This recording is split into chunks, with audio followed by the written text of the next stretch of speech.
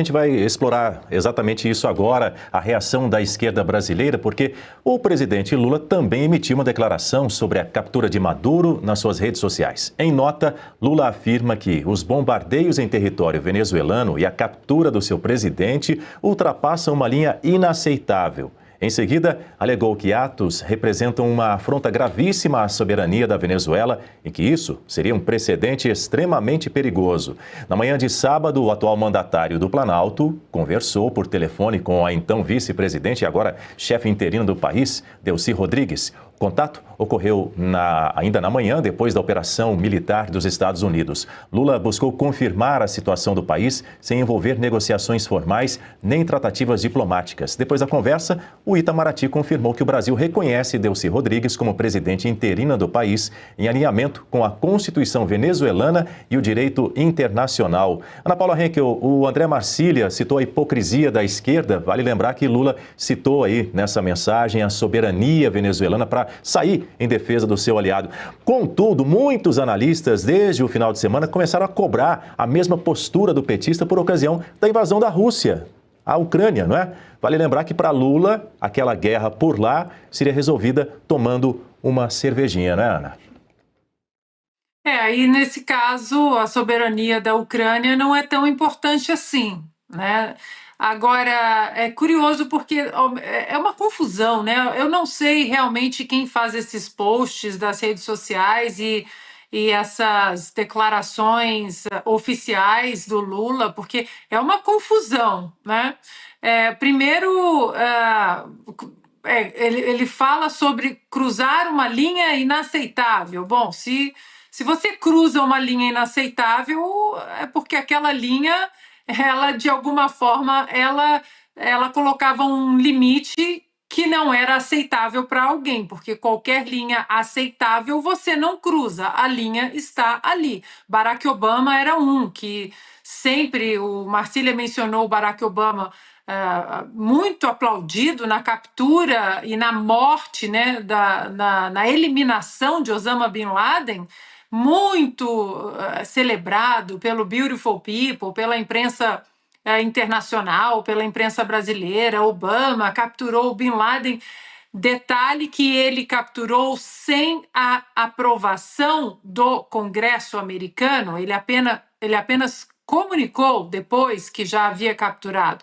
E agora não, agora precisamos falar sobre a Constituição dos Estados Unidos e o direito internacional, e o próprio Obama, que sempre falava sobre, olha, não pode passar dessa linha, falou várias vezes, inclusive mandando recados para o Estado Islâmico, vocês não podem passar dessa linha, e o Estado Islâmico passava daquela linha desenhada na areia por Barack Obama, e ele não fazia absolutamente nada. Ele falava, não, agora não pode passar dessa outra linha.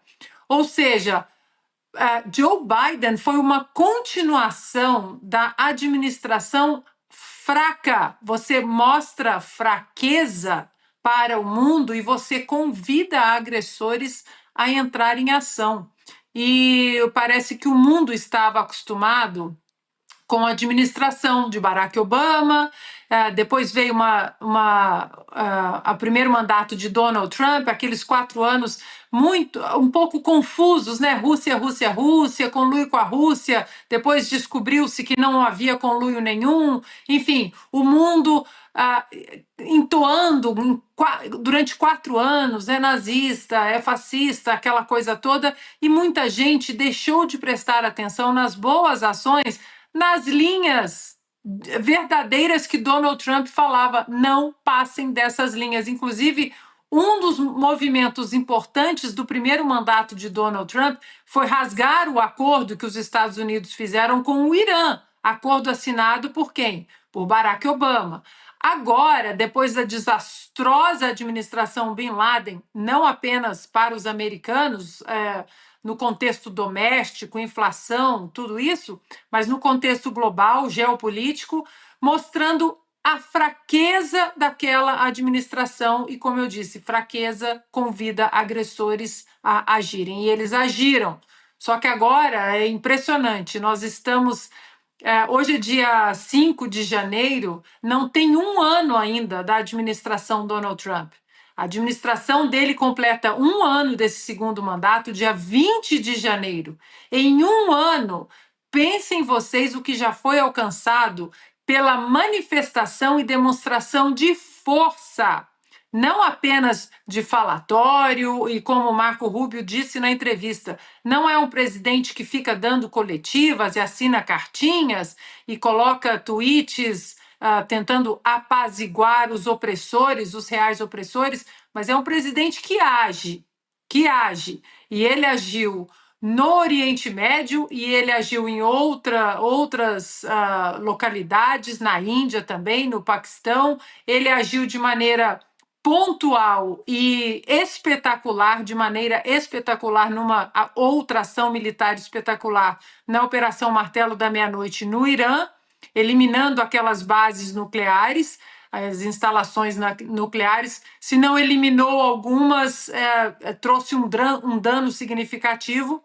E agora, com essa operação espetacular na Venezuela e a captura do ditador, imprensa brasileira, não é difícil, vejam vocês, ditador, sanguinário, presidente ilegítimo em uma eleição fraudada, Nicolás Maduro. Para finalizar, Daniel, hoje eu sou fascinada com detalhes de operações militares, né? Assino canais militares, adoro essas, né? Primeira Guerra, Segunda Guerra, enfim. E olha, os detalhes dessa operação na Venezuela, daqui a pouco tempo nós vamos começar a ver filmes e daqui a 10, 15, 20 anos nós poderemos falar: eu estava cobrindo esse evento, porque foi uma operação cinematográfica de roteiro de filme que a gente só vê realmente nas grandes telas com a operação que capturou Nicolás Maduro e dentro desse contexto militar e de narcoterrorismo do mundo. Muito bem, a gente está enfrentando problemas de conexão com o Bernardo Kister. Assim que for possível, ele vai retornar conosco aqui em Oeste Sem Filtro. Agora, eu quero te ouvir, Ivan, porque as nossas mais de 65 mil telas conectadas aqui no programa também querem escutar a sua análise. Então, Daniel, reforçando aí o agradecimento à nossa audiência, né? O Lula foi, no mínimo, infeliz na nota que ele publicou no sábado. Eu acho que o Lula tem muitos motivos para estar preocupado, e nós devemos lembrar aqui a nossa audiência que essa situação na Venezuela, ela é também responsabilidade do Lula. Como a Ana bem lembrou, Nicolás Maduro, o ditador Nicolás Maduro, ele se manteve no poder após uma eleição fraudada e que, olha só, a administração Biden não reconheceu o resultado daquelas eleições, assim como também vários países da União Europeia, inclusive o Canadá. Mas o que sustentou essa situação toda foi a posição do Brasil, da Colômbia e do México. Obviamente que no contexto geopolítico no continente, o Brasil é o país mais importante.